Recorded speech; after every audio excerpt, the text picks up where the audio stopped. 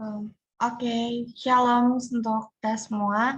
Hari ini kita kembali lagi berkumpul untuk mentoring kita di 11 April 2022 dengan materi hukum pidana dan komentarnya dari Bang Laurentius Crescendo dari angkatan 2019. Nah, sebelum kita memulai mentoringnya, ada baiknya kita berdoa dulu ya. Mungkin aku akan pimpin doa kita. Kita bersatu dalam doa. Terima kasih Bapak, terima kasih Roh Kudus buat berkat dan nafas kehidupan yang masih Kau berikan kepada kami hingga saat ini. Bapak, kami ingin memulai mentoring kami Bapak, kiranya apa yang kami pelajari hari ini dapat berguna bagi masa depan kami dan perkuliahan kami Bapak. Begitu juga kami berdoa buat mentor kami, berkatilah dia agar apapun yang disampaikannya dapat berguna bagi kami Bapak. Dan juga Bapak, kami adalah manusia terluput dari dosa, kiranya Kau hapuskan dosa kami sengaja atau tidak sengaja agar kami layak disebut sebagai anak-Mu. Dalam nama anak-Mu Yesus Kristus kami berdoa dan mengucap syukur. Amin. Oke, tanpa menunggu lebih lama lagi, mungkin langsung mulai dipersilakan ke Bang Crescendo untuk mulai mentoringnya. Oke, selamat sore semuanya. Oke, aduh, bingung ya malah. Ini ngejelasin ini ya, pidana ya. Oke, paling aku mau mulai presentasi dulu ya.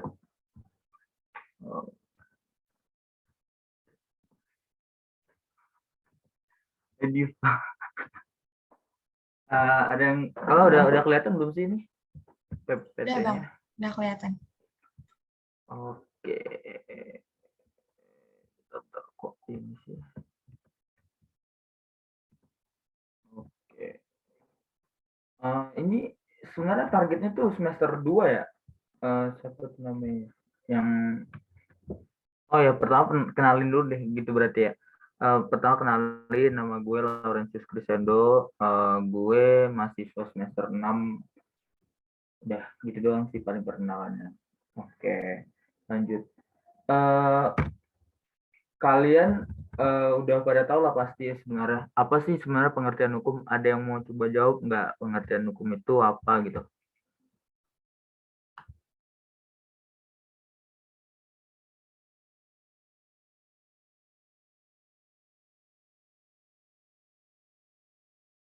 Pokoknya intinya kalau pengertian hukum itu kita bisa mengatakan bahwa semua asas serta kaidah kita ngambil pengertian hukum menurut Profesor Mokhtar ya, di mana biasanya itu kalau kita UTS ataupun pokoknya kita menjawab untuk ujian, karena kita kuliah di Unpad itu kita mengambil pengertian itu berdasarkan Profesor Mokhtar Kusumatmaja.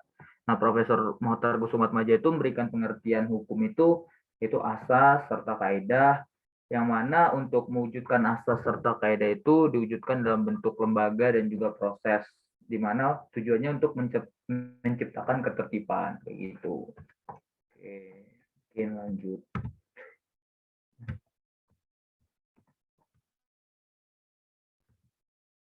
Oke.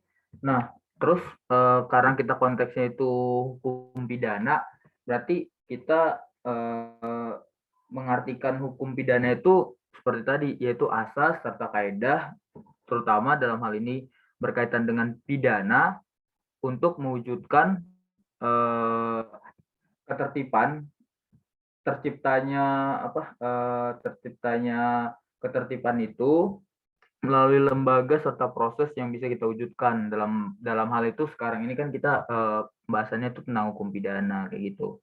Nah, terus di dalam hukum pidana itu sendiri ada tuh beberapa jenis pemidanaan, di mana kalau secara spesifiknya itu berada di pasal 10 KUHP.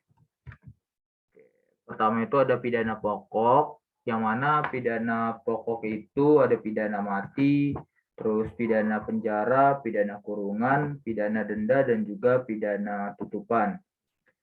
Nah, kalau pidana mati itu jelas seperti yang kita ketahui bersama, ya pidana mati itu seorang yang dipidana mati itu diberikan hukuman, yaitu biasanya itu yang kita kenal itu tembak mati gitu.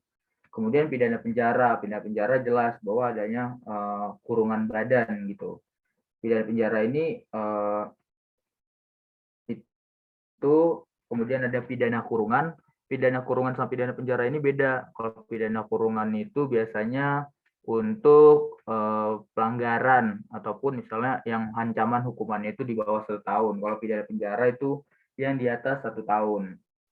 Kemudian ada pidana denda dan juga pidana tutupan. Kan tapi pidana tutupan ini udah nggak dipakai sebenarnya di Indonesia sendiri seperti itu.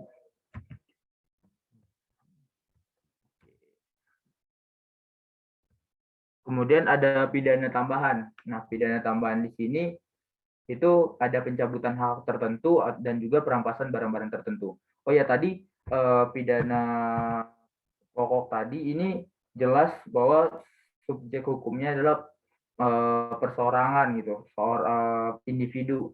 Kan kalau subjek hukum sendiri kan ada juga korporasi. Dalam hal korporasi itu pidana pidana pokoknya itu biasanya kayak penutupan atau enggak tidak diberikan lagi izin untuk pendirian PT tersebut, baik sementara maupun biasanya PT-nya itu tidak boleh, nggak dapat izin lagi untuk berdiri daripada PT itu. Tapi jarang sih, biasanya pidana itu berapa tahun gitu untuk ditutup PT-nya seperti itu. Nah, kalau pencabutan hak tertentu ini jelas seperti kita tahu, misalnya banyak hak tertentu kan, nama juga kita di penjara gitu. Beberapa hak kita tuh dicabut gitu. Nah, perampasan barang-barang tertentu, perampasan ini biasanya dijadikan kayak jaminan gitu, jaminan untuk pemidanaan tadi itu, untuk menunjang daripada pidana pokok tadi.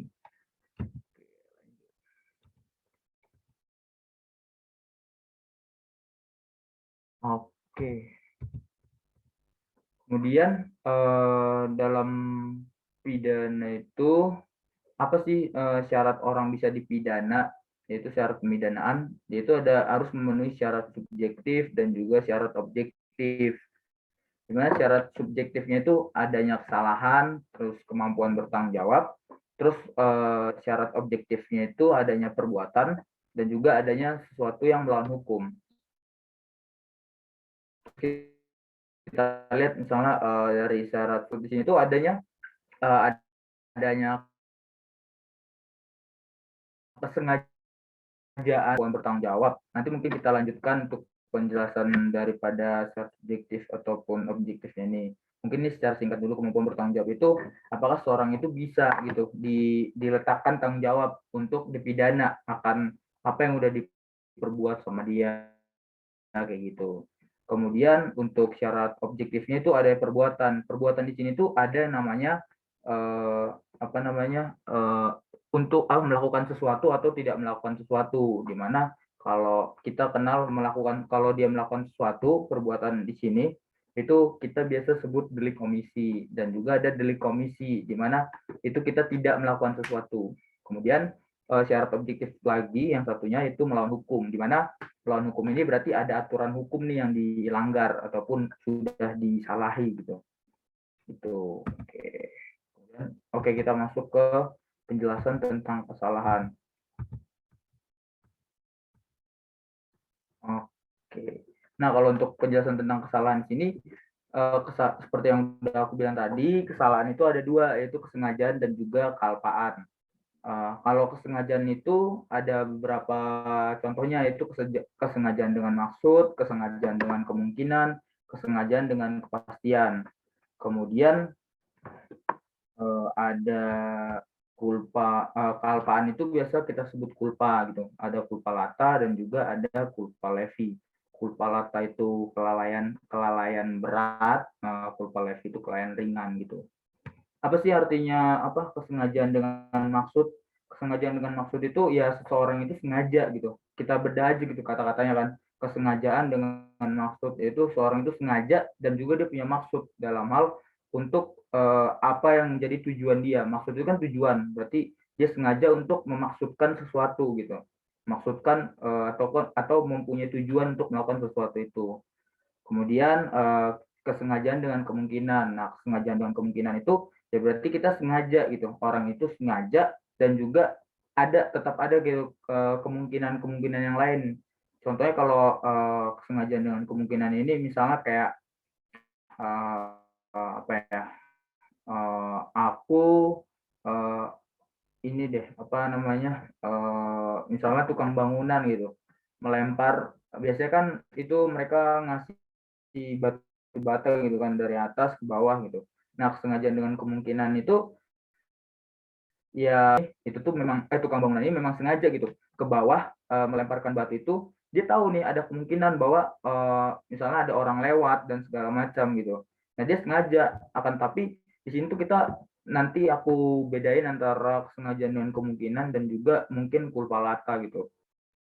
Karena bakal ada apa ya, kayak sedikit persamaan gitu. Nah, kalau kesengajaan dan kemungkinan itu, ya dia sengaja melakukan suatu tindak pidana itu dan dia tahu ada kemungkinan lain gitu. Misalnya aku mau bunuh Diva gitu. Itu ada kemungkinan misalnya, oh Evan juga terbunuh kayak gitu. Intinya kita kalau untuk ini itu kita bedah aja gitu kata-kata kesengajaan dan kemungkinan, berarti ada kata sengaja dan ada kata mungkin gitu. Dan itu kayak misalnya yaitu ada kesengajaan dan juga ada kata pasti kan di situ. Dimana kayak kita mau melakukan suatu tindak pidana secara sengaja gitu kan. Nah, terus ada kepastian. Kepastian di sini tuh maksudnya kayak udah pasti akibat daripada apa yang diinginkan itu udah pasti bisa terjadi gitu. Dan kalpan, kalpan itu ada culpa lata atau culpa lata ini kelalaian berat. Kalau culpa leve itu kelalaian ringan gitu. Kalau kelalaian berat itu ya apa ya? Kelalaian itu bedanya kelalaian dengan kesengajaan. Kalau kesengajaan itu benar-benar dia mengingini akan apa yang ingin dituju gitu. Apa ya? Mengingini aja masih sebenarnya bisa diketahui tapi masih bisa dihindarin gitu. Tapi kok sengaja ya udah emang dari dalam dirinya sengaja gitu melakukan tindak pidana itu. Maupun ringan karena perbedaan antara berat dan ringan ini akan biasanya itu antara ancaman hukuman pidananya gitu. Kalau culpa lata akibatnya biasanya apa namanya sampai kematian gitu. Kalau culpa levi itu enggak yang menimbulkan sampai kematian gitu.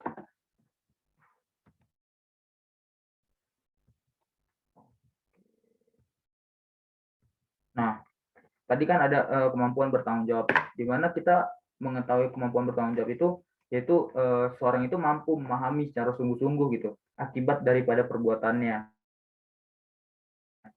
Berarti bahwa apa sih akibat daripada perbuatannya.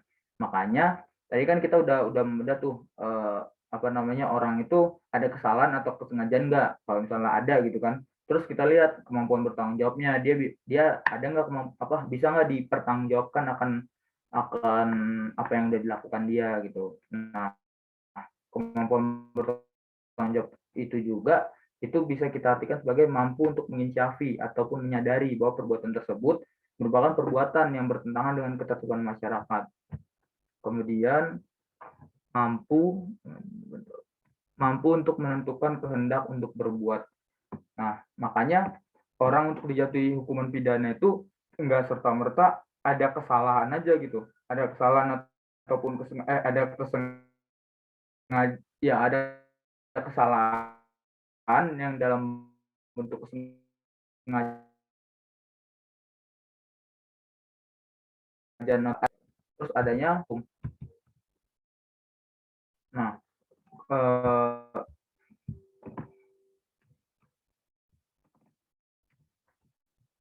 oke, nah perbuatan melawan hukum. Nah, perbuatan melawan hukum ini ada terbagi jadi material dan juga formil.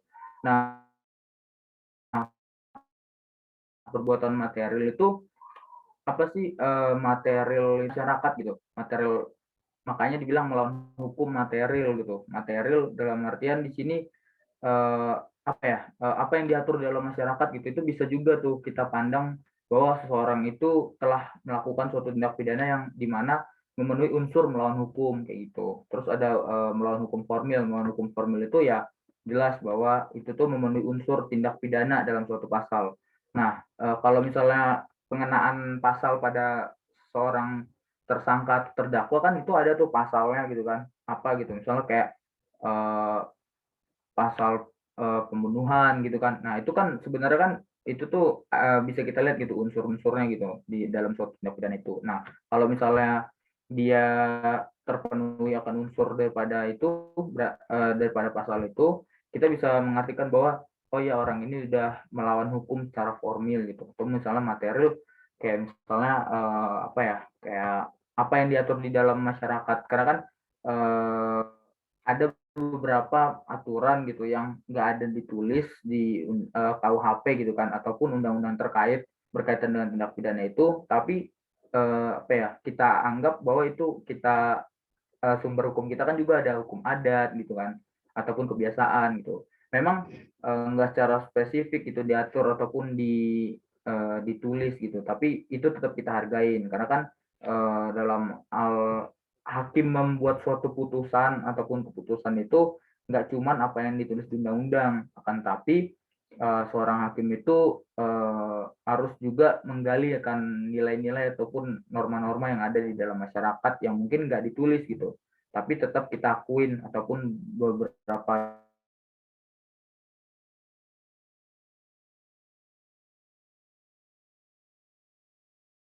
daerah itu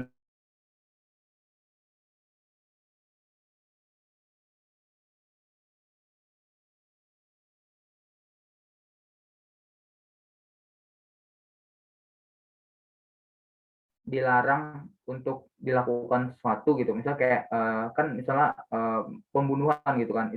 Itu kan bisa kita klasifikasikan berarti melakukan sesuatu gitu.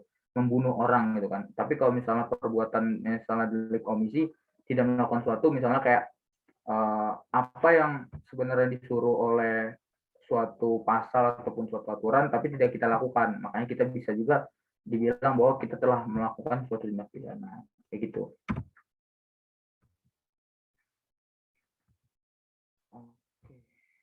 Nah, dalam hal suatu seseorang bisa dipidana gitu kan. Tadi kan kita membahas bahwa seorang dapat dipidana itu ada juga loh ternyata alasan yang dapat menghapuskan seseorang itu untuk tidak dipidana, yaitu adanya alasan pembenar dan juga alasan pemaaf kayak gitu. Kalau alasan pembenar ini eh, apa sifat melawan hukumnya gitu dibenarkan. Kalau alasan pemaaf ini eh, tindakannya gitu yang orangnya sebenarnya lebih ke arah kalau alasan pembenar ini objeknya gitu yang dibenarkan. Kalau yang pemaaf kita bilang pemaaf kan kayak ibaratnya orangnya gitu kan, maaf gitu. Maaf itu kita logika kan bahwa ya kan kita minta maaf tuh sama orang gitu kan. Nah, berarti orangnya gitu yang dimaafkan akan bermasalahnya itu pada orangnya gitu. Makanya dia tidak bisa diberikan pemidanaan gitu kan. Makanya tadi kalau misalnya kita remind bahwa seorang itu dapat dijatuhi hukuman itu enggak apa ya, enggak langsung serta merta karena dia misalnya membunuh gitu. Terus tiba-tiba kita apa orang itu secara serta merta bisa dipidana, tapi kayak yang kita lihat tadi dilihat dulu nih ada nggak kesalahannya, misalnya kesalahannya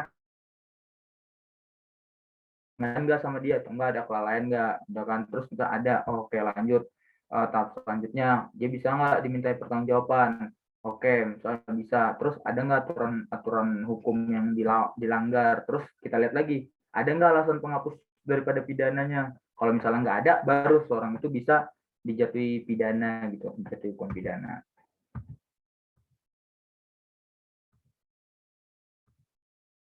Nah, kalau alasan pembenar itu seperti yang aku bilang tadi kan, dia itu kenapa apa namanya? Kenapa itu tuh sifat melawan hukum yang dibenarkan gitu. Bahwa apa yang dilakukan itu dibenarkan sama undang-undang gitu. Misalnya kayak kita lihat tuh ada yang dinamakan not to stand gitu, pasal 48 KUHP, terus ada notware pasal 49 ayat 1 KUHP, terus misalnya perintah undang-undang dan juga mungkin perintah jabatan yang sah gitu, seperti yang tercantum di pasal 51 ayat 1 KUHP. Kalau not to stand itu bentar ya. Diva, not to stand itu pasal 48 KUHP itu apa sih, Div? Artinya, Div? Ini kita sama-sama belajar ya. Gue lupa, Div. Masih ada, Div? Oh, udah nggak ada ya? Oke. Oke, nah kalau not to stand tuh intinya tuh apa ya? Pembelaan terpaksa gitu. Pembelaan terpaksa. Kalau dimana seseorang itu nggak bisa dikatakan melakukan tindak pidana kalau dia melakukan pembelaan terpaksa. Misalnya kayak seorang itu mau di apa ya? Misalnya ngelihat sebenarnya gitu ya. Kayak misalnya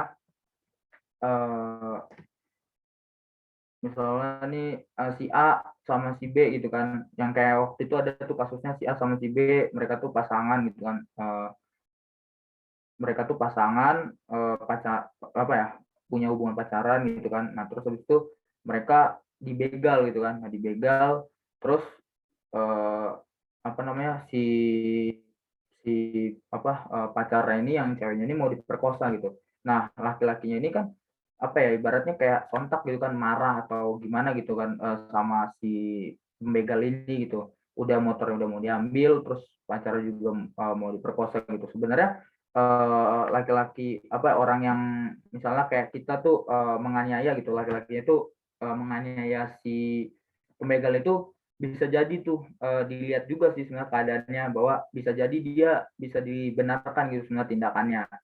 Biasanya itu untuk menentukan alasan pembenar ini itu tuh dilihat gitu, apa sejauh mana sih gitu. Dalam hukum pidana itu kita harus mengenal namanya kayak kesetaraan alat gitu. Ada yang dinamakan kesetaraan alat. Misalnya kayak dia dia pakai pisau gitu kan, kita tangan kosong. Kalau misalnya kita apa ya, kita bisa apa, orang yang ini dalam keadaan yang tadi itu membunuh gitu kan, membunuh, akan tetapi duluan ya, maksudnya si si pembegalnya itu duluan apa ya, kayak ibaratnya memberikan, kalau kita bilang tuh hukumnya apa ya, aksi reaksi gitu, ada aksi duluan baru kita bisa bereaksi. Memang kalau kita pikir secara logika berarti ada kemungkinan kita apa terbunuh duluan kan, tapi emang seperti itu yang kita anut gitu, bahwa ya harus ada kesetaraan alat gitu. Misalnya kalau dia pakai pisau, kita ada pistol, kita langsung tembakan ke pistol, apa kita tembakan ke orang tersebut, walaupun itu bisa dibilang apa ya, ada suatu kayak apa ya, kayak kepanikan gitu kan, kayak ada goncangan gitu di kita, bahwa udahlah kita tembak langsung, itu nggak bisa secara serta merta kayak gitu. Jadi emang nggak boleh langsung kita bunuh gitu pembegal itu. Kalau misalnya kita punya pistol, mau gimana pun itu nggak bisa di apa ya, misal nggak bisa kita langsung bunuh gitu, menembak gitu, karena misalnya kita punya alat kan, pistol dan pisau itu kan apa ya, kayak beda beda apa ya, beda beda tingkatan alat gitu. Kalau pistol kan dari jauh aja kita udah bisa apa ya, menimbulkan kematian gitu. Makanya misalnya kalau misalnya pakai pistol tuh kita bisa misalnya tembak duluan kakinya dulu, atau misalnya biasanya kayak gitu sih sebenarnya kalau untuk memakai pistol gitu. Ada kayak tahapan-tahapan dalam hal seorang itu menggunakan pistol, kalau ataupun dia mempunyai izin untuk menggunakan pistol kayak gitu. Sebenarnya kayak gitu. Terus kalau hardware itu kayak misalnya dalam hal apa ya, ada suatu keadaan tertentu yang mana mengakibatkan dirinya itu harus melakukan itu, misalnya kayak terjebak di suatu tengah lautan gitu kan, cuman ada satu ban gitu, cuman ada satu ban, ya itu dibenarkan sih dalam undang-undang, bahwa kayak ya udah, namanya juga untuk bertahan hidup, dan pada saat itu mungkin entah ada kesepakatan dulu daripada mereka siapa yang apa namanya yang selamat gitu kan. Nah orang yang misalnya yang ditinggalin di lautan itu, ataupun itu tuh nggak bisa dikatakan misalnya dia membunuh, ataupun walaupun mereka mungkin terakhir kontak dia tahu dan segala macam, ada kemungkinan untuk mati lah orang itu kan, tapi nggak boleh tuh, nggak bisa secara langsung dia dikatakan melakukan tindak pidana, walaupun sebenarnya kan kita bisa bilang itu melakukan tindak pidana gitu kan, kita ninggalin orang gitu di tengah lautan, kenapa nggak berdua, tapi emang ini keadaannya benar-benar terbatas, benar-benar cuman kayak satu kemungkinan doang kayak gitu. Terus kalau perintah undang-undang jelas bahwa kayak misalnya algojo penembak mati itu, mereka dibenarkan, ada alasan pembenar bahwa mereka boleh membunuh orang gitu. Terus kayak perintah jabatan yang sah, ada beberapa kayak jabatan-jabatan, ada perintah jabatan yang apa namanya, sah untuk melakukan suatu tindak pidana kayak gitu. Sebenarnya contohnya juga sih sebenarnya kayak tadi juga Algojo itu kan mereka emang diatur bahwa apa namanya, mereka boleh tuh, mereka di apa, sesuai ketentuan undang-undang gitu kan, bahwa mereka melakukan hal itu gitu.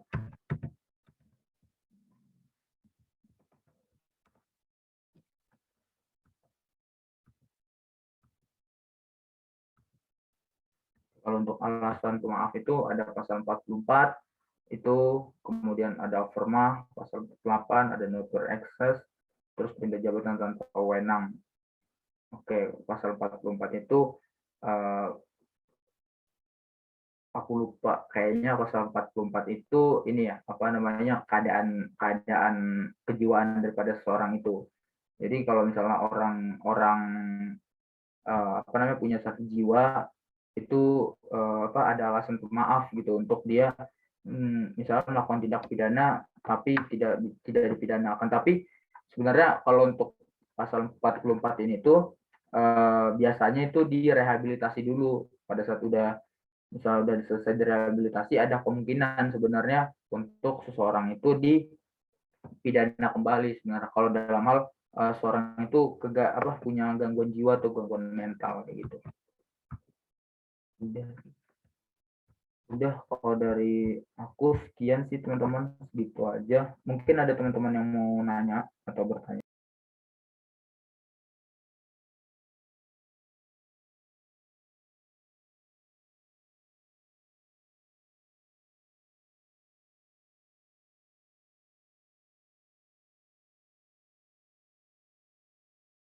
Ya paling aku mau nambahin dikit, apa ya, kayak misalnya tadi kan aku kan kurang berikan contoh gitu kan, kalau apa kayak culpa gitu kan, culpa ataupun kelalaian itu kan. Nah kalau culpa lata itu kan kelalaian berat tadi aku bilang, dimana sebenarnya kalau kelalaian berat ini tuh dia benar-benar sebenarnya menyadari akan apa akibatnya, tapi dia lalai gitu, sehingga walaupun dia lalai itu dia bisa dipidana kayak begitu. Contohnya tuh apa ya, kayak contohnya gini, penjaga rel kereta gitu kan, penjaga rel kereta itu kan dia udah tahu nih jadwal-jadwalnya, bahwa dia harus memindahkan rel kereta ataupun menutup palang pintu dan segala macam. Tapi misalnya dia meninggalin tuh misalnya untuk sekedar misalnya masak nasi gitu kan, untuk misalnya dia makan, tapi dia ya lupa melakukannya gitu kan, dia lupa melakukan kewajibannya, jadilah kecelakaan kereta api itu. Nah, itu sebenarnya bisa dibilang bahwa dia melakukan kelalaian berat gitu. Sebenarnya dia tahu kan, sungguhnya dia tuh tahu gitu apa akibat jika dia lalai gitu. Tapi ya dia apa namanya, bisa dikatakan melakukan kelalaian berat karena kan untuk hal kayak gitu kan biasanya menimbulkan korban jiwa kayak gitu. Nah, kalau misalnya kayak culpa levi itu tuh kelalaian ringan, itu tuh kita misalnya kayak di hutan gitu kan, kita lagi berburu nih, kita lagi berburu di hutan, terus ternyata di situ tuh ada orang ataupun kita nembak orang gitu, itu tuh bisa dibilang dia cuma sebatas melakukan kelalaian, bukan karena memang kan dia nggak ada kesengajaan di situ, dia memang tujuan dia ke hutan di situ tuh untuk berburu gitu kan, berburu, tapi ternyata ada orang gitu dari jauh sana, dan juga ternyata apa ya, dia menembakkannya itu ke apa, kena orang gitu, padahal mungkin bidikannya entah apa ya, rusa entah apa gitu, seperti itu. Hmm.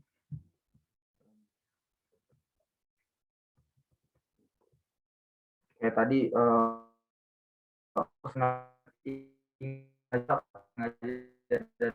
kalau itu adanya kalau yang kita kenal tuh namanya Willens and Wetten theory, di mana Willen itu artinya menghendaki, terus kalau Wetten itu artinya dia mengetahui, berarti menghendaki dan mengetahui, menghendaki untuk apa akibat daripada perbuatannya, mengetahui juga akan apa akibat daripada perbuatannya kayak gitu.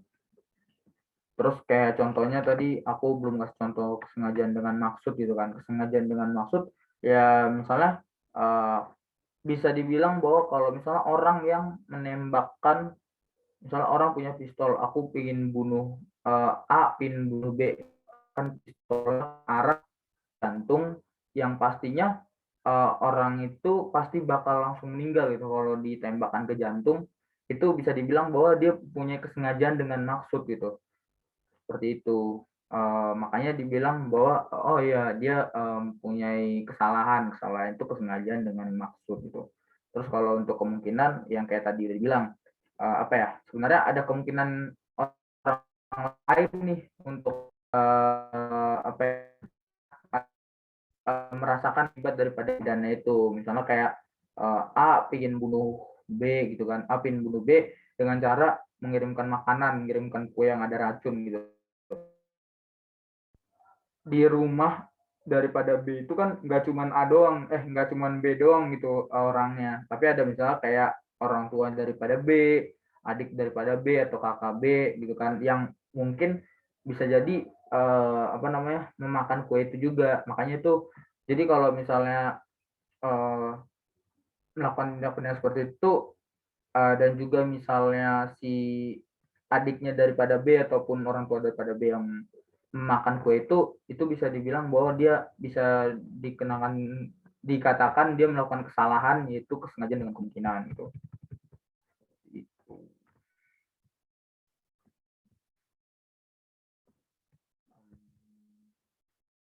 Aku mau jelasin lagi kayak alasan pembenar tadi itu ada yang kita kita ini ya apa alasan pembenarnya itu apa namanya ada overmah gitu kan, yang tadi kayak dibilang bahwa ada suatu daya paksa asal yang kita lihat tuh pasal 48 itu masuk gitu ada artinya gitu.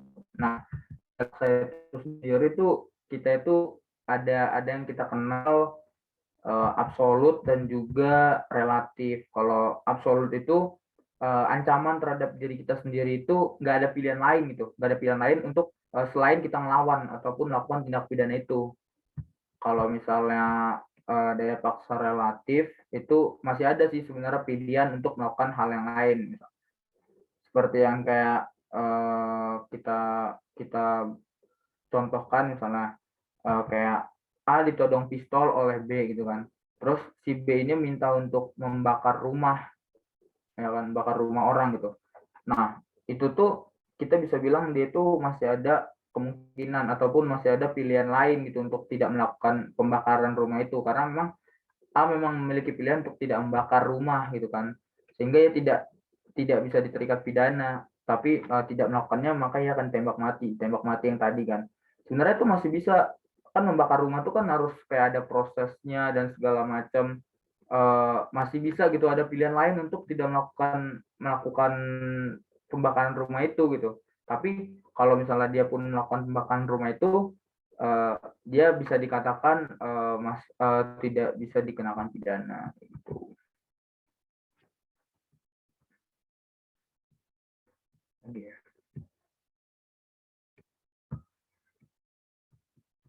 Kalau alasan maaf itu seperti yang kayak tadi dibilang ada itu tidak mau bertanggung jawab dalam hal ini pasal 44 tadi kan. Nah itu tuh dia punya gangguan jiwa, terus kemudian ada alasan-alasan lain misalnya belum berumur, kalau di KUHP berumur 4A pun kayak gitu. Kalau belum tahun ada kemungkinan bahwa dia kan, tapi kan sekarang udah ada kita pengadilan anak gitu. Kalau umur 16 tahun dilihat nih klasifikasinya apakah dia memang melakukannya secara sengaja, tetap dikenakan bisa dikenakan bisa dipenjara tersebut. Akan tapi kita lihat dulu nih klasifikasi daripada apa perbuatan yang dilakukannya gitu. Itu udah sih. Ya, mungkin gitu ya sih dari aku teman-teman. Teman-teman ada yang mau nanya nggak?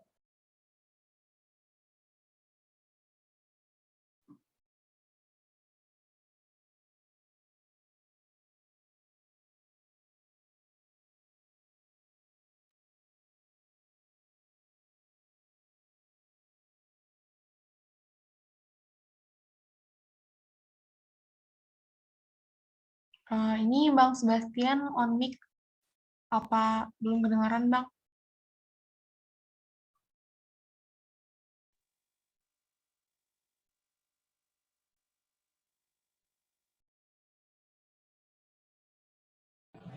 Halo, kedengeran nggak? Iya, kedengaran. Oke. Jadi aku mau nanya Bang Loren, Ya. yang pasal 51 tuh, 51 ayat 1, yang orang yang melakukan perbuatan untuk melaksanakan perintah jabatan yang diberikan oleh penguasa yang berwenang itu tidak boleh dipidana. Yang aku mau tanyain Bang, itu apa? Itu kalau sahnya itu kalau misalkan bentuk perintahnya sah, tapi isi perintahnya itu nggak sah, itu tetap bisa dilindungi apa gimana Bang ya? Makasih. Apa gimana bentuk Ya kan perintahnya? bentuk perintahnya itu sah gitu. Misalkan dikasih perintah lah gitu. Misalkan contohnya ada polisi gitu kan, dia merintahin bawahannya untuk kamu tangkap orang ini ya gitu. Ini surat perintahnya gitu. Ya kan? Tapi sebenarnya penangkapan itu tuh misalkan melawan hukum gitu. Itu benar, atau misalkan penahannya ilegal gitu. Itu sebenarnya bisa dilindungi atau Bang? Oke, kalau kasusnya kayak gitu tuh yang bisa dilindungi itu yang disuruhnya gitu. Sebenarnya yang disuruhnya itu memang dia melakukan tindak pidana gitu. Tapi kan dia nggak tahu tuh sebenarnya bahwa perintahnya itu ilegal gitu, ataupun sebenarnya bukan orang itu gitu yang seharusnya kita tangkap, dan juga misalnya kita lakukan misalnya kayak tadi penangkapannya kayak gitu. Nah, tapi kalau yang menyuruhnya itu biasanya itu bisa dikenakan tindak pidana kayak gitu. Tapi kalau yang disuruh itu tidak bisa dikenakan tindak pidana kayak gitu. Makanya itu ada perintah jabatan yang sah kayak gitu. Karena memang ada perintah daripada misalnya komandannya nyuruh anak buahnya gitu. Itu sah kan, dia menyuruh. Tapi yang nggak sah di sini itu adalah si penyuruhnya itu, yang si komandannya itu sendiri. Jadi komandannya itu bisa dikenakan tindak pidana kayak gitu. Tapi kalau yang anak buahnya nggak bisa dikenakan tindak pidana karena undang-undang udah mengatur seperti itu, yang tadi pasal 51 ayat 1 kayak gitu Bang. Oke Bang Loren, terima kasih atas penjelasannya. Oke Bang. Oke, silahkan Bang Ciko dan Bang Aman. Jadi gini Bang, aku kan tadi dengarnya ada kesengajaan yang pakai maksud. Jadi gimana kalau ada kesengajaan yang nggak bermaksud, itu bisa dipidana nggak? Jadi misalnya kayak si Aman lah, rencananya mau ngeprank aku. Tapi ternyata itu kan maksudnya cuma ngeprank, tapi ternyata dengan prank yang dia buat, aku jadi terbunuh gitu. Si Aman itu bisa dipidanakan nggak? Tuh. Oke, kalau kasusnya kayak gitu, ini kita kan sama-sama belajar gitu ya, Le, ya. Kalau yang setahu aku tuh tetap bisa, itu sebenarnya dia dikatakan itu kelalaian sih, Le. Karena kan awalnya itu berarti bukan sengaja memang melakukan tindak pidana ataupun tahu akibatnya gitu. Tapi dia tahu misalnya kayak si Aman itu ada kemungkinan untuk misalnya terjadi hal-hal di luar daripada prank itu. Tujuan prank itu kan misalnya apa gitu. Tapi misalnya ternyata ada terjadi juga nih tindak ke akibatnya gitu, akibat daripada yang nggak diinginkan gitu kan. Nah, makanya sebenarnya tetap bisa dikenakan pidana kalau kalau dalam hal kayak gitu. Tapi masuknya sih sebenarnya kelalaian gitu. Karena kelalaian di sini kan sebenarnya dia dia bukan sengaja gitu, bukan sengaja untuk melakukan suatu tindak pidana yang mempunyai akibat gitu, akibat daripada apa yang terjadi kayak gitu sih. Kalau setahu aku gitu, Pak Ale. Gitu Le. Saya tes jawabannya Bang. Oke Le. Kira-kira dari teman-teman yang lain ada yang mau nanya lagi nggak? Mungkin aku ingin bertanya ya Bang, dasarnya aja. Kalau tadi kan kita dijelaskan tentang ada kesengajaan ya Bang. Nah, gimana sih cara penyidik itu membuktikan seorang pelaku itu ternyata sengaja Bang? Oke, kalau itu tuh jadi kalau dalam hal penyidikan, tahapan untuk mengetahui seorang bisa melakukan tindak pidana itu kan ada penyelidikan dulu nih biasanya kan.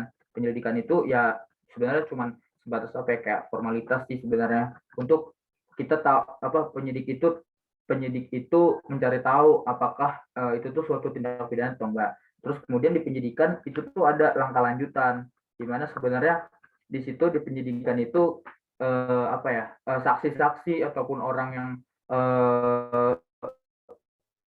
ada dari suatu tindak pidana itu bukan diwawancara tapi ditanyain, terus habis itu kita bisa membuat namanya apa ya, bulan gitu nanti pada akhirnya bahwa oh seorang ini melakukan tindak pidana itu dia dikatakan sengaja, misalnya dari niat juga kelihatan juga nanti kan orang-orang yang misalnya tersangka kan, kalau misalnya masih dalam tahap penyidikan itu masih dikatakan tersangka. Nah si tersangka ini kan pasti kita ditanya juga nih sama si penyidik, tapi apa ya, untuk kita ketahui juga nggak boleh nih langsung serta merta penyidik ini mengatakan bahwa orang ini tersangka, tapi tetap kalau seorang tersangka harus dikatakan sebagai saksi dulu nih. Jadi baru dari keterangan-keterangan para saksi bisalah si penyidik ini menyimpulkan bahwa oh ternyata tersangkanya ini. Nah kalau untuk membedakan kesengajaan dan juga misalnya dia melakukan kelalaian tuh ya bisa kita lihat aja, misalnya kayak contohnya mau membunuh gitu kan. Nah kalau misalnya mau membunuh berarti kita bisa lihat bahwa misalnya A membunuh B, A itu di rumah B misalnya kejadian pembunuhan itu jam 16 gitu. Tapi si A ini ternyata di rumah B ketahuan terlihat lewat CCTV dan segala macam ataupun barang bukti yang penyidik di situ gitu kan. Misalnya biasanya sih paling ini tuh CCTV yang paling sangat menguatkan biasanya. Ataupun misalnya kita lihat lagi kan di dalam namanya kita dalam proses pembuatan berita acara pemeriksaan gitu si penyidik itu kita lihat kan misalnya oh ternyata ada fakta yang kita ketahui bahwa oh ada dendam nih sebelumnya, ataupun mungkin apa ya ada alasan-alasan tertentu yang misalnya kita bisa uh, berasumsi lah, sebenarnya di situ tuh polisi itu baru berasumsi sebenarnya, makanya nanti tuh polisi ngebuat namanya pasal persangkaan gitu, baru disangka gitu, tersangka gitu kan, masih disangka gitu kan. Nah makanya di situ kan bisa kita ketahui nih apakah dia memang sengaja, kalau misalnya ada dendam atau segala macam, dan dari keterangan saksi-saksi itu misalnya menguatkan bahwa dia memang ada rencana mungkin untuk melakukan suatu tindak pidana atau tadi kita bilang pembunuhan tadi kayak gitu. Untuk menentukan kesengajaan dan kelalaian itu seperti itu sih dari uraian tindak pidananya gitu, uraian daripada kejadiannya kayak gitu sih. Oke, Bang. Berarti boleh dibilang tuh dalam membuktikan niat itu ada ini ya, Bang, ada pelaksanaan perbuatan gitu ya, Bang. Iya Awalnya. benar, iya ada pelaksanaan perbuatannya ya. Oke, Bang. Niat terus ada pelaksanaan perbuatan, dilihat juga kan niatnya gitu, terus ada pelaksanaan perbuatannya kayak gitu. Oke, Bang. Terima kasih banyak. Oke, ada teman-teman lain yang mau nanya?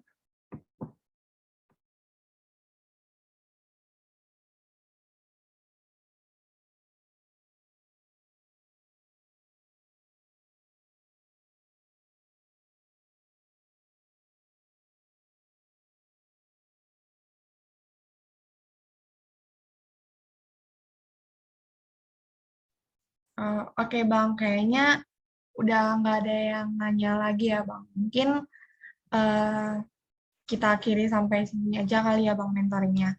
Eh, Sebelumnya terima kasih buat Bang Krisendo atas materinya. Semoga nanti teman-teman semua yang nonton record Zoom-nya juga dari YouTube bisa nambah materinya ya, Bang, pengetahuannya di kelas gitu. Nah, sebelum kita akhiri mentoring kita itu, aku mungkin mau kasih pengumuman dulu kalau misalnya minggu depan kita juga ada masih ada mentoring materinya hukum perdata. Nanti teman-teman boleh hadir nanti dari link Zoom yang dikirimkan di jam yang sama.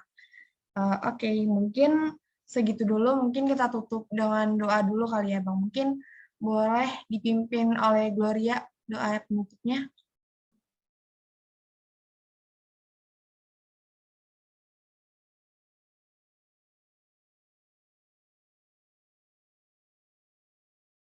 Kayaknya Gloria nggak ada di itu ya.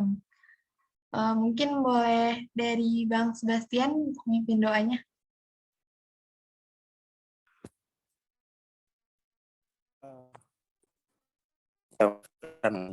Oke, mari kita bersatu dalam doa.